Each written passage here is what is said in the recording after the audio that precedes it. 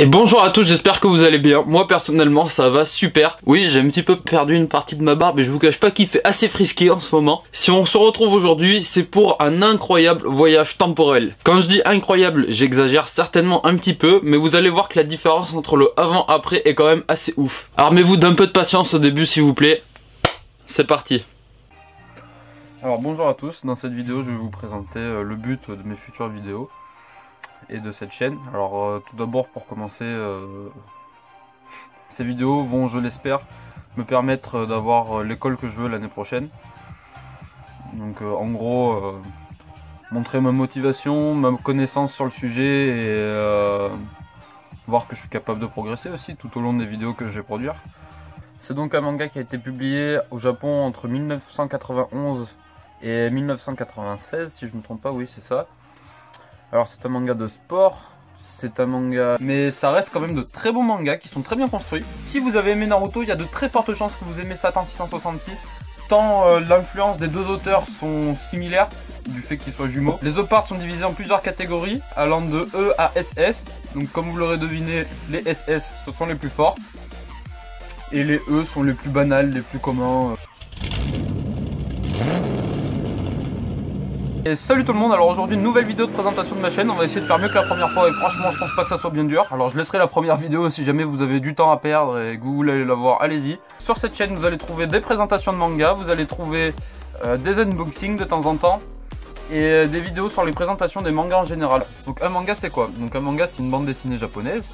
La traduction française du mot manga c'est dessin non abouti, dessin dérisoire, donc c'est que ce n'est pas fini. C'est du brouillon pour eux en fait. Cinquième genre au programme, donc les mangas josei. Alors bon, c'est pas josé avec une version bizarre, hein, c'est pas du portugais, hein, ça reste du japonais.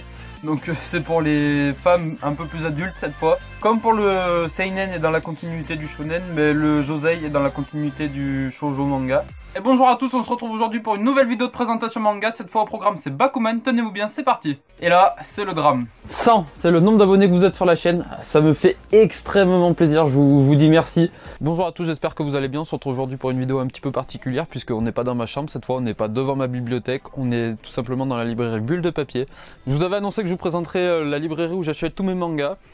Voici le rayon, donc comme vous pouvez le constater, c'est assez dur de ressortir sans rien acheter. Et après ça, normalement, vous serez un petit peu plus fixé sur les rémunérations du manga en France et sur les rémunérations du manga au Japon. Je parlerai uniquement du manga parce que je ne sais pas si ça fonctionne pareil pour ce qui est bande dessinée, livres et tout ça en France. Ça fait pas du tout la même somme en euros, 2,8 millions de yens, c'est 24 000 euros. Ce qui fait en moyenne 2 000 euros par mois, vous vous dites.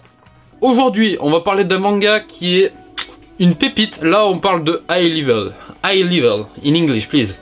C'est vraiment un truc de fou furieux. On est donc au Japon en 2019, soit un an avant les JO de Tokyo en 2020 donc. Et les autorités japonaises décident de laver le pays et son image, non pas en créant, je sais pas, de nouveaux espaces verts ou des trucs écologiques, tout ça, vous voyez. Plutôt, c'est un manga écrit par Naoki Urasawa, qui est co-scénarisé par Takashi Nagasaki. Et par exemple, dans le style des uchronies, on a tout ce qui est steampunk. Le genre steampunk, c'est l'époque des vapeurs, refaite, enfin la suite est refaite différemment quoi. Toi qui te demandais quel lot allait être le plus demandé, ben, je peux te donner une réponse, c'est le lot numéro 1, Slam Dunk, n'importe quoi. Tsukiya, toi qui te demandais quel lot allait être le plus demandé, ben je peux te donner une réponse maintenant, c'est le lot numéro 1, à savoir Death Note, le vainqueur ou la vainqueur du lot. Et donc, bonjour à tous, j'espère que vous allez bien. Moi personnellement ça va super, je suis rentré d'Angoulême ce matin même, la dédicace de Hiro Mashima. J'ai pu en plus de ça lui faire signer librairie I'm Coming. C'est une fierté, en plus d'avoir pu avoir sa dédicace qui est somme toute magnifique. Je vais vous présenter mon nouveau logo et mes cartes de visite. Tadam! Voici donc le chef-d'œuvre.